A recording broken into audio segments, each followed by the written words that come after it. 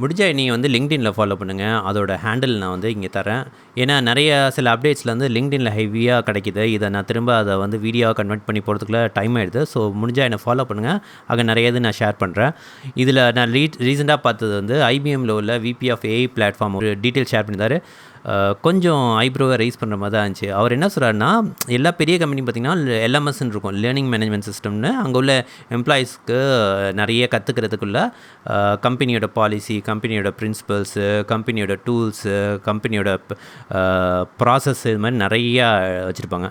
இப்போ என்னென்னா அதெல்லாம் எம்ப்ளாயிக்கு பண்ணியிருந்தாங்க. இப்போ அவர் என்ன சொல்கிறாரு, இதெல்லாம் வந்து ஏஜென்ட்டுக்கும் சேர்த்து பிளான் பண்ணும். ஏன்னா உங்களுக்கு வந்து ஏஜென்ட் தான் உட்காந்து இந்த டாக்குமெண்ட்லாம் படிச்சுட்டு, சரி இந்த கம்பெனி வந்து இப்படி தான் ஒர்க் ஆகுது, நம்ம அச்சீவ் பண்ணுற டாஸ்க்கும் இந்த ஸ்டைலில் தான் இருக்கணும், நம்ம கொடுக்குற டெலிவரபிளும் இந்த ஸ்டைலில் தான் இருக்கணும், அந்த கம்பெனியோட கல்ச்சர் எப்படி எம்ப்ளாயீஸ்குள்ளே வருதோ அதே மாதிரி அந்த கம்பெனியோட கல்ச்சர் வந்து அந்த ஏஜென்ட்ஸ்குள்ளேயும் போகணும் அப்படின்னு சொல்கிறார். இது வந்து ஒரு என்ன சொல்கிறது, ஒரு கல்ச்சரல் ஷிஃப்ட். மனுஷன் மாதிரி தான் ஏஜென்ட்டுக்கு ஏன்னு ட்ரீட் பண்ணுங்கிற மாதிரி ஒரு இது போகுது. இன்ட்ரெஸ்டிங்காக இருக்குது பார்க்குறதுக்கு. ஸோ உங்கள் கார்ப்பரேட்டுக்குன்னு உள்ள அந்த எல்எம்எஸ் சிஸ்டம் வந்து எல்எல்எம்க்கு ஃபைன் டியூனிங் பண்ணுறதுக்குள்ள டேட்டா செட் மாதிரி ஆகிடும். ஸோ ஒரு கம்பெனியோட சேல்ஸ் ரிலேட்டட் டீட்டெயில்ஸு, அதோட விக்கீஸு, ஆன்போர்டிங் டாக்ஸு, மற்றபடி எல்லா அந்த கம்பெனி ஸ்பெசிஃபிக் இது எல்லாமே வந்து இந்த எல்எல்எம்க்குள்ள ஒரு ட்ரைனிங் டேட்டா செட் மாதிரி மாறும். ஸோ ஒவ்வொரு கம்பெனிலையும் ஒரு ஸ்பெஷலிஸ்ட் இருப்பார். ஃபார் எக்ஸாம்பிள் ஒரு இன்ஃப்ராஸ்ட்ரக்சருக்குன்னு ஒரு ஸ்பெஷலிஸ்ட் இருப்பார், இல்லை சாஸ்க்குன்னு ஒரு ஸ்பெஷலிஸ்ட் இருப்பார். இவங்கெல்லாம் எக்ஸ்பர்ட்ஸ்.